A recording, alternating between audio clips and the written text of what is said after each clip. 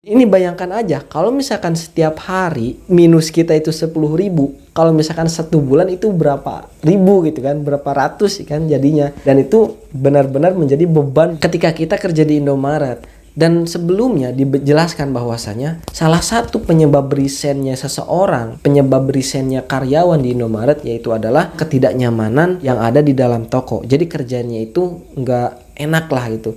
Entah itu dari lingkungannya, entah itu dari orang-orangnya dan yang lain sebagainya. Yang akhirnya kalau misalkan kita sudah tidak fokus ya mungkin akan terjadi minus. Entah itu kita tidak fokus melayani pelanggan, entah kita salah menghitung uang. Intinya tidak fokus dan yang menyebabkan kita itu salah minus ketika pikiran kita berantakan, ketika kita nggak nyaman, terus kita ditimpa lagi dengan minus terus-terusan, maka akan menjadi beban pikiran yang akhirnya buat apa sih kerja di Indomaret kalau ujung-ujungnya cuman ngegantiin barang hilang. Kalau misalkan ujung-ujungnya hanya sekedar gajian terus ngebayar minus dan terus menerus seperti itu. Dan ini pernah dijelaskan di DC ataupun di kantor bahwasanya salah satu penyebab resignnya seseorang itu adalah varian minus ataupun varian plus yang berlebihan.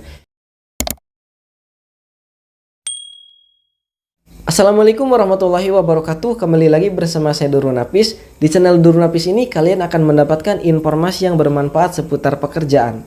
Maka dari itu bagi kalian yang pertama kali nonton video ini, silahkan untuk like, komen, dan subscribe. Dan jangan lupa untuk share ataupun bagikan video ini ke teman ataupun saudara kita yang terdekat, supaya mereka mendapatkan informasi yang bermanfaat juga seputar pekerjaan di video-video saya ini. Kalau misalkan sudah like, komen, dan subscribe, saya ucapkan terima kasih banyak. Dan mari kita lanjut ke video intinya. Pada kesempatan video kali ini akan saya bahas tentang masih seputar Indomaret. Apa sih penyebab minus ketika kerja di Indomaret? Jadi sebenarnya ada beberapa hal yang mungkin itu menyebabkan kita itu minus. Minus artinya uang itu tidak sesuai dengan sales yang kita dapatkan gitu. Jadi entah itu lebih dalam arti varian plus ataupun varian minus gitu. Jadi hal yang pertama yang ini adalah pengalaman saya, itu adalah varian minus dikarenakan kasiran kita yang minus ataupun yang kurang. Misalkan ketika kita menyeken barang, ketika menyeken apapun itu yang berhubungan dengan barang yang berada di Indomaret, itu kan ketika di scan NUT gitu kan, jadi itu langsung masuk ke komputer dan tidak bisa dikembalikan lagi. Jadi kalau misalkan ada satu barang ataupun dua barang yang sudah kita seterukan, jadi itu tuh harus dibayar. Maka dari itu kalau misalkan kita nih salah menyetrukan ketika kita mau nyetrukin NUT misalkan 1 kali, lalu tidak ada harganya, dan ini pengalaman saya pribadi ya, harganya itu di komputer tidak muncul, lalu kita setrukan lagi nih NUT, akan tetapi belum ada juga harga yang muncul. Nah ternyata entah itu error komputernya, entah itu error scanannya dan yang lain sebagainya, itu nggak tahu. Akan tetapi ketika kita sudah 3 kali dan yang munculnya itu harga senilai 3 barang tersebut, akan tetapi konsumen itu menginginkannya hanya 1 barang, maka mau tidak mau barang yang terscan itu harus kita bayar. Dan itu adalah gambaran kecil ya, gambaran kecil ketika kita itu minus. Nah selain itu juga biasanya kalau misalkan kita nih nyetrukin plastik, biasanya plastik ada kan, dan biasanya ada barcode tertentu yang ditulis di dekat kasirannya itu. Nggak tahu kalau misalkan di toko yang lain gitu kan.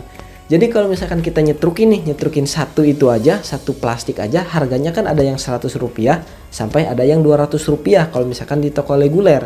Nggak tahu kalau misalkan di toko yang lain, mungkin ada juga menggunakan kantong plastik yang ramah lingkungan yang harganya itu 5.000. Nah kalau misalkan kantong plastik tadi kita seterukan, akan tetapi pembayarannya itu tidak kita beritahu, misalkan pembelian barangnya itu 5.000, lalu plastiknya itu 100 rupiah. Artinya itu adalah kalau misalkan kita jumlahkan itu kan menjadi 5.100 rupiah.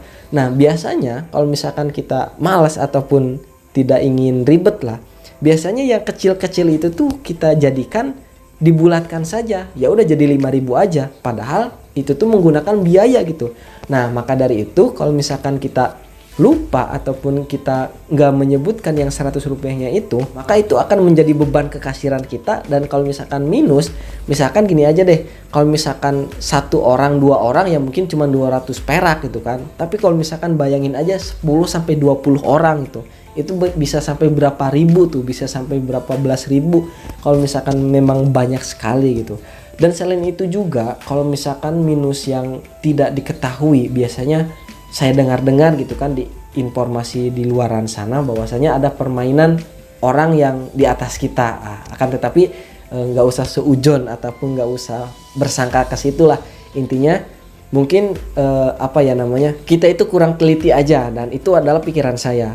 Dan akan tetapi memang saya merasakan hal tersebut ketika saya fokus di kasiran saya, ketika saya ada dan menghadapi uang saya.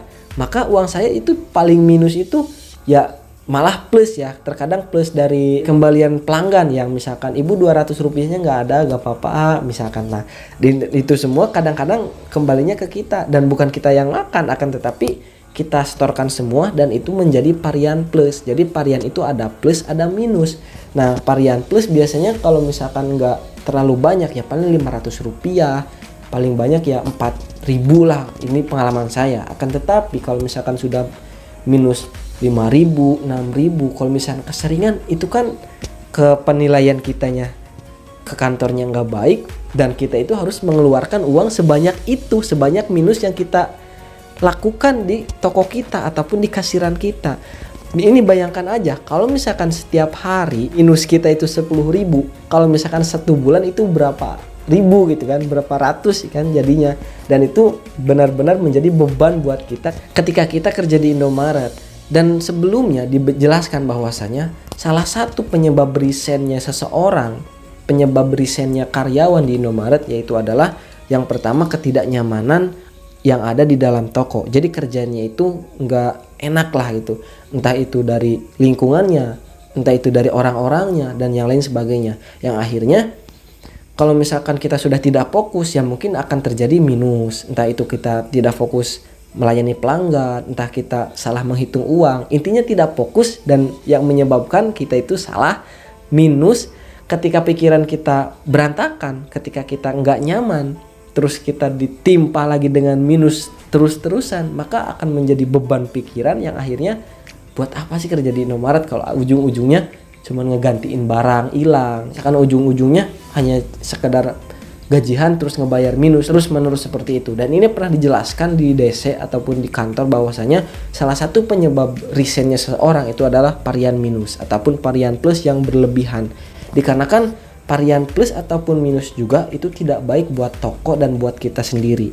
Selain itu, ternyata selain varian plus dan minus di kasiran tersebut, ada juga yang namanya itu proxy ataupun NKL.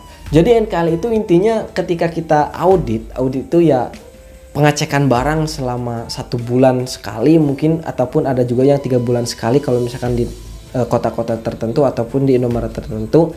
Dan sepengalaman saya di toko yang saya alami saat ini yaitu 1 bulan sekali. Jadi nanti itu ada pengecekan barang yaitu audit 1 bulan sekali. Semua barang, seluruh barang itu dicek satu persatu tanpa terkecuali. Kalau misalkan ada yang minus tuh, dan di audit ini terkadang repotnya itu minta ampun.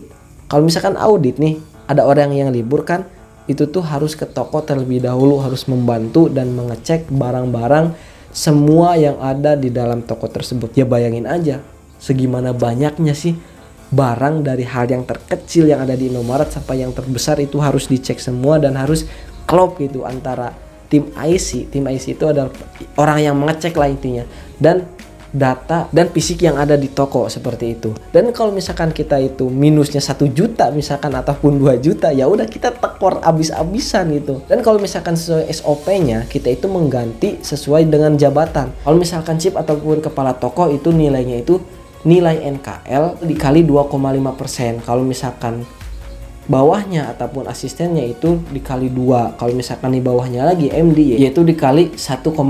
Kalau misalkan bawahnya lagi kita nih para muniaga yaitu dipotongnya nilai NKL dikali 1. Dan itu semua adalah hal-hal yang harus kita lalui lah intinya, hal-hal yang harus kita jalani ketika kerja di Indomaret. Akan tetapi menurut saya pribadi, ini adalah pengalaman saya. Bagaimanapun keadaannya, berapapun nilai minusnya, kalau misalkan kita kerjanya nyaman, artinya nyaman itu kalau misalkan kita kerja tim tokonya itu ngeklop, baik, nggak brutal lah, dalam arti ya intinya kita itu nyaman lah.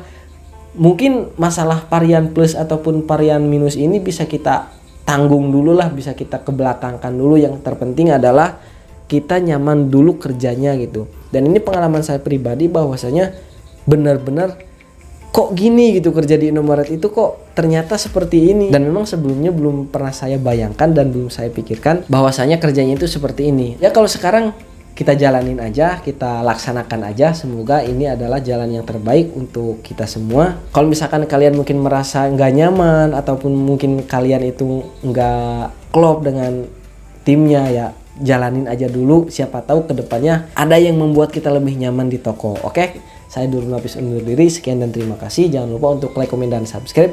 Sekian dan terima kasih. Wassalamualaikum warahmatullahi wabarakatuh.